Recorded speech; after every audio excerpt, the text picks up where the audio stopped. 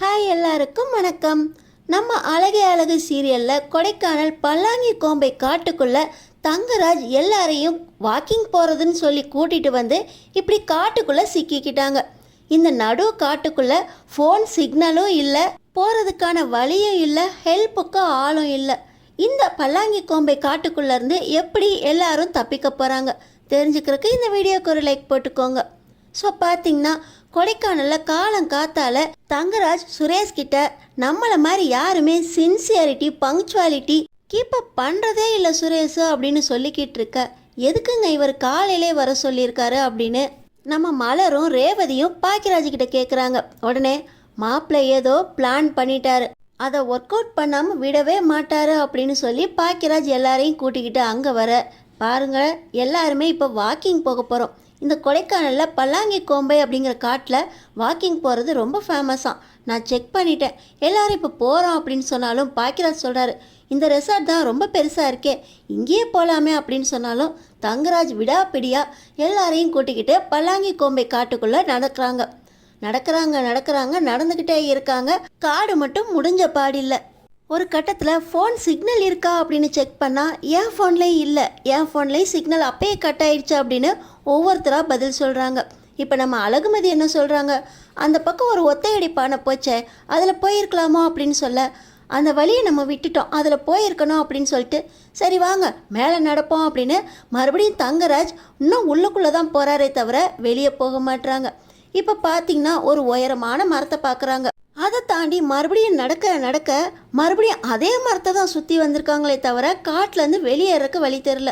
ஏங்க நம்ம ரெசார்ட்டுக்கே திரும்பி போயிடுவாங்க அப்படின்னு நம்ம ரேவதி சொல்ல, எங்கேருந்து போகிறது, இங்கேருந்து வெளியே போகிறதுக்கு வழியும் தெரியல, கையில் ஃபோன் சிக்னலும் இல்லை, என்ன பண்ணுறதுனே தெரியல, இதுக்கு மேலே நடக்க முடியாதுங்க அப்படின்னு அழகு மலர் ரேவதி எல்லாருமே ஆஞ்சு ஓஞ்சு போய் நடக்கவும் முடியாமல் சுஸ்தாயிடுறாங்க.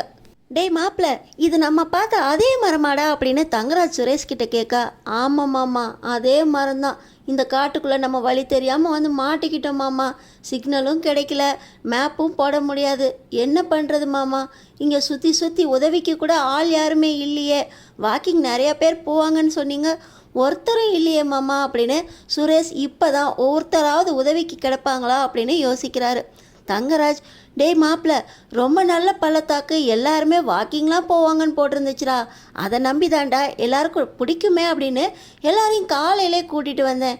எனக்கு என்ன ஆசையா இப்படி எல்லாரையும் கூட்டிகிட்டு வந்து இப்படி காட்டுக்குள்ளே மாட்டணுன்னு, எனக்கு என்ன பண்ணுறதுன்னு தெரில மாப்பிள்ள, கொஞ்ச நேரம் உட்காருவோம், மறுபடியும் உள்ளே போய் பார்ப்போம் யாராவது கிடப்பாங்க அப்படின்னு தங்கராஜ் அப்போ தான் சொல்கிறாரு. யார் கிடச்சா தெரியுமா, அங்கே ஒரு காட்டெருமர் கிடச்சிச்சு.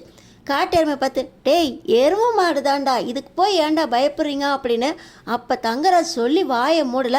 அந்த காட்டெருமை கூட்டம் ஒவ்வொன்றா ஆளை பார்த்தோன்னே துரத்த ஆரம்பிக்க, அங்கே ஓஞ்சி உக்காந்தவங்களோட கூட அங்கே உட்கார முடியல, துரத்த இவங்க எல்லாரும் ஓட ஆரம்பிச்சிட்டாங்க.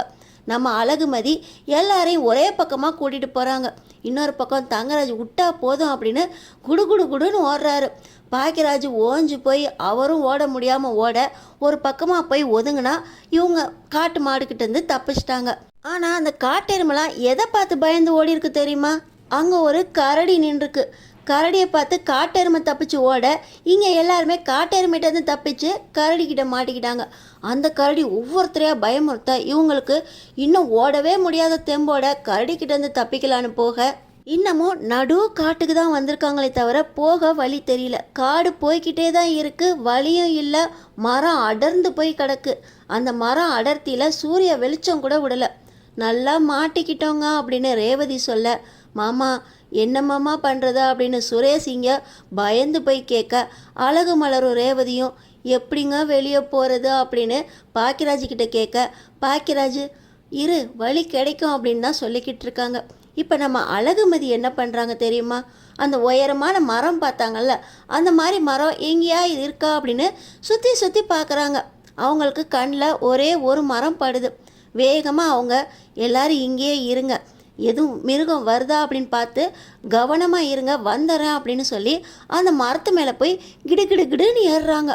அவங்களுக்கு எப்படி தான் மரம் ஏற தெரிஞ்சுதோ தெரில, அவங்க அழகாக ஏறி போய் அந்த ஃபோனில் சிக்னல் கிடைக்குதான்னு பார்க்குறாங்க. பார்த்திங்கன்னா அந்த உயரமான மரத்தில் ஏறினோடனே கொஞ்சம் போல் சிக்னல் கிடைக்குது. அவசர போலீஸ் காட்டு இலாக்கா அதிகாரிகளுக்கு கால் பண்ணி நாங்கள் இப்படி மாட்டிக்கிட்டோம், கோம்பை காட்டுக்குள்ளே இத்தனை மணிக்கு வந்தோம், எங்களுக்கு உதவி வேணும் அப்படின்னு சொல்கிறாங்க.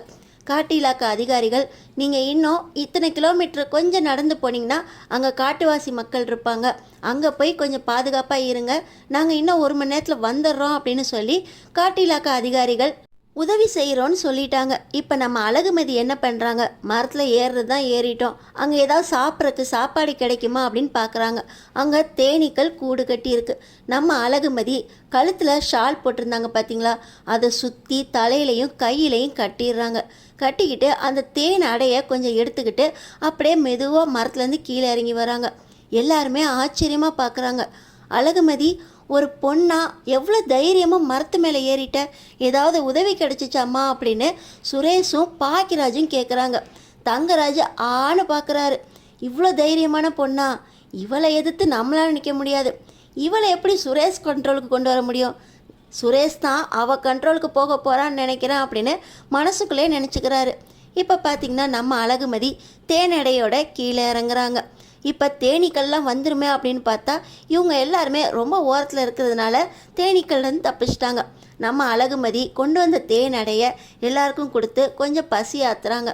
உண்ட களைப்பு தொண்டனுக்கும் வரும்னு சொல்லுவாங்கள்ல, இப்போ அங்கே ஒரு நீரோடை போகுது. தேன் சாப்பிட்டுட்டு தண்ணியையும் குடிச்சிட்டு கொஞ்ச நேரம் அங்கேயே உக்காந்துட்டு அவங்க சொன்னாங்க இல்லையா, 1 கிலோமீட்டர் 1.5 கிலோமீட்டரில் இங்கேருந்து வடக்கு பக்கம் போனால் காட்டுவாசிகள் தெரிவாங்க அப்படின்னு. யாராவது தெரிவாங்களா அப்படின்னு சொல்லி சுற்றி சுற்றி நடக்கிறாங்க. 1 கிலோமீட்டர் 2 கிலோமீட்டரில் 2.5 கிலோமீட்டர் 3 கிலோமீட்டர் கூட நடந்துட்டாங்க. அப்புறம் தான் அங்கே சின்ன சின்ன மரக்கூடு கட்டின வீடு மாதிரி கிடைக்கிது. அங்கே போய் பார்த்தா காட்டுவாசிகள் இருக்காங்க. அப்பாடா, கொடைக்கானலில் இவங்களோட உதவியாவது நம்மளுக்கு கிடைச்சிச்சே அப்படின்னு அங்கே உள்ளே போனோடனே அவங்க திருன்னு முழிக்கிறாங்க. ஆனால் வந்தவங்கள வரவேற்க பூமியாச்சே, வந்தவங்களுக்கு வரவேற்று அவங்களுக்கு சாப்பிட்றதுக்கு பழங்களும் காய்கறிகளும் கொடுக்குறாங்க. தங்கராஜ், அப்பாடா நல்லா வரவேற்றீங்க, எங்களுக்கு அந்த ரெசார்ட்டை விட நீங்களே நல்லா கவனிக்கிறீங்க அப்படின்னு சொல்லி அவங்கள்ட்ட காய்கறி பழம் எல்லாத்தையும் சாப்பிட்டுட்டு இவங்க கொண்டு வந்த தேனடைய காட்டுவாசிகளுக்கு கொடுக்குறாங்க. அவங்களும் சந்தோஷமாக இவங்களை நல்லபடியாக பார்த்துக்க கொஞ்ச நேரத்திலே காட்டு இலாக்கா அதிகாரிகளும் வந்துடுறாங்க.